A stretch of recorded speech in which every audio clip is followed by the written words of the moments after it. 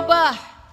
Ibu, Bilal bin Rabah. Siapa di antara kita yang enggak tahu Bilal bin Rabah?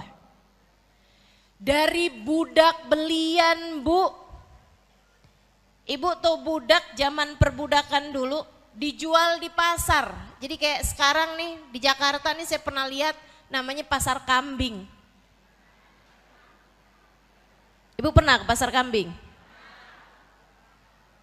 Saya nggak pernah, Bu, cuman lewat doang. Ternyata pasar kambing beneran pasar kambing, yang dijual kambing semua. Segala macem jenisnya kambing. Bu, orang kalau mau lihat kambing, ada nggak yang lihat gue naksir nih meni kambing, hidungnya mancung? Nggak ada. Yang dilihat cuman, wah dagingnya banyak apa enggak nih? Kan begitu? Badannya sehat apa enggak nih? Itu aja yang dilihat. Nggak ada juga, nih kambing kayaknya pinter dah. Kita beli yuk. Pinter apaan? Pinter ngomong, ngembeknya lain dah tuh, dengerin deh. Nggak ada. Kambing dinilainya karena badannya aja, Bu. Bahkan bukan kecantikannya, bahkan bukan karena kecerdasannya. Dan melulu badannya aja yang dia lihat. Budak zaman dulu kayak begitu. Jadi itu orang kalau pergi ke pasar bisa aja buat beli budak, beli orang. Zaman itu ya, Bu ya. Itu nanti kalau beli budak tuh, Bu, diteken-teken kulitnya biar tahu lembek apa keras. Ditarik-tarik rambutnya buat cari tahu keritingnya asli apa bikinan. Karena katanya kulitnya semakin gelap, rambutnya semakin keriting lebih kuat. Yuk nih ibu-ibu lihat, inget-ingetin keriting apa? Keriting apa lurus?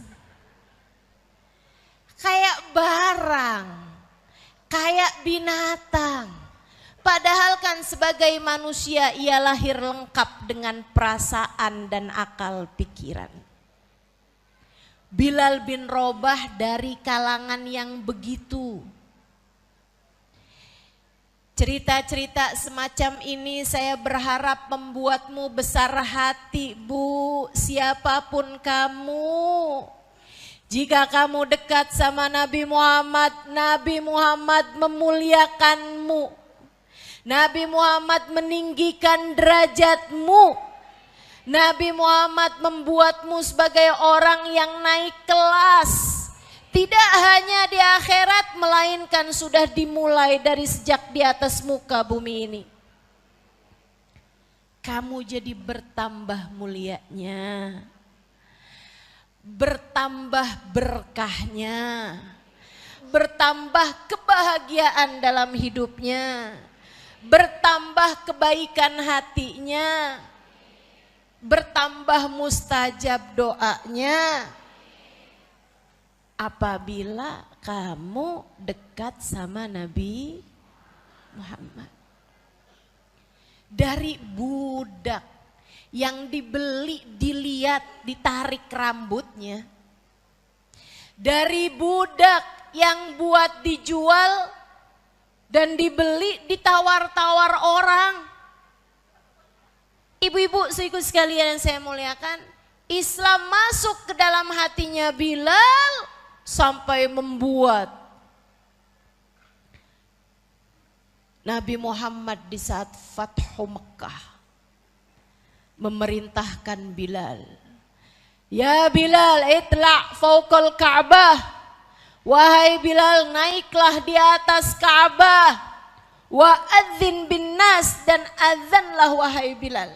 Ibu, dari zaman dulu, Bu, dari zamannya Nabi sampai zaman sekarang, bahkan dari zamannya Nabi Ibrahim sampai sekarang, Ka'bah tuh nggak pernah jadi tempat yang biasa-biasa aja, nggak pernah. Selalu jadi tempat yang paling dimuliakan di atas muka bumi ini. Sampai sekarang orang tuh kalau bisa masuk ke dalam Ka'bah itu kalangannya presiden.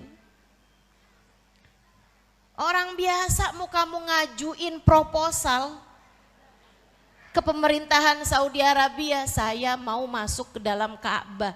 Kagak dianggap ibu-ibu sekalian. Mau dia, saya mau bayar 5 miliar buat bisa saya masuk ke dalam Ka'bah. Bisa? Gak bisa. Gak bisa. Ini ibu-ibu saudaraku sekalian, Bilal bin Rabah bukan hanya masuk ke dalam Ka'bah, Nabi Muhammad memerintahkannya naik di atas Ka'bah. Dari seseorang budak yang ditawar orang ketika hendak dibeli. Dari seorang budak yang bahkan ketika dia memutuskan masuk Islam, dipukuli sama majikannya, digelandang di padang pasir panas kota Mekah. Akan tetapi, ia kemudian menjadi seseorang yang Nabi Muhammad perintahkan untuk naik di atas Ka'bah. Di atas muka bumi, Bilal di atasnya. Kemuliaan macam apa itu?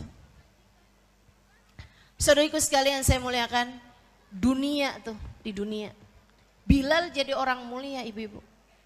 Sampai habis wafatnya Nabi Muhammad, Bilal berangkat ke Irak, hijrah di Irak. Orang Irak manggil Bilal udah bukan Bilal lagi. Kalaupun manggil nama Bilal, di depannya dipakein Sayyidina Bilal. Dari budak belian menjadi Sayyiduna Bilal. Kebanyakan orang ketika memanggil Bilal bukan lagi namanya, akan tetapi ya sahib Rasulillah. Wahai sahabat Rasulullah. Ya sahib Rasulillah. Sampai ada datang seorang perempuan bawa anaknya hampir mati. Dia bawa ke rumahnya Sayyidina Bilal, ya sahib Rasulillah. Wahai sahabat Rasulullah, tolongin saya. Anak saya sakit, udah berapa hari saya bawa ke dokter macem-macem gak bisa sembuh. Udah nyaris koma bu anaknya bu, udah lemes banget, udah sakit banget, masuk makanan gak bisa, masuk minum gak bisa.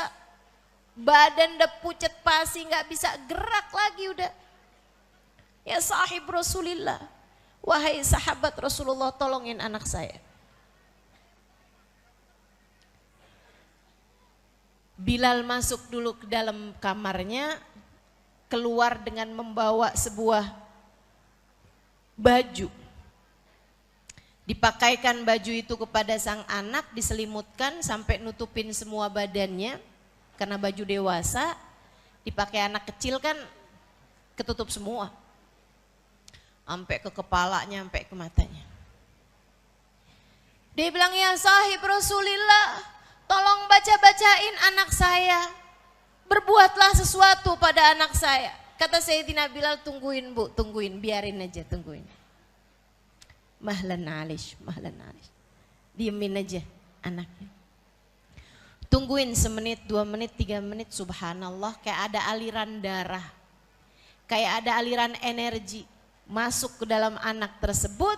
Sampai kemudian sang anak mulai buka mata, sang anak mulai gerak-gerakin badan. Sang anak duduk, sang anak berdiri, sang anak memeluk ibunya. Sembuh seperti sedia kala kayak gak punya penyakit apa-apa. Ibunya girang banget. Makasih wahai sahabat Rasulullah, ya sahib Rasulullah, jazakumullah khair, jazakumullah khair. Makasih banyak, makasih banyak. Jadi orang yang sangat berkah. Dia pun nanya, pakaian apa ini yang kau pakaikan kepada anakku ini? Sayyidina Bilal tersenyum, kemudian mengatakan, innahu thawbu Rasulillah. Itu adalah bajunya Nabi Muhammad. Yang Nabi Muhammad hadiahkan kepada saya.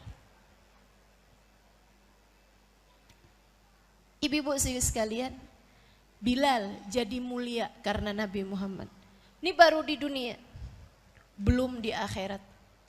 Nabi cerita ketika beliau Isra Mi'raj, Nabi kan diajak jalan-jalan tuh ke surga. Nabi dengerin suara sendal kena air. Kayak sendal lagi di kamar mandi lagi wudhu gitu.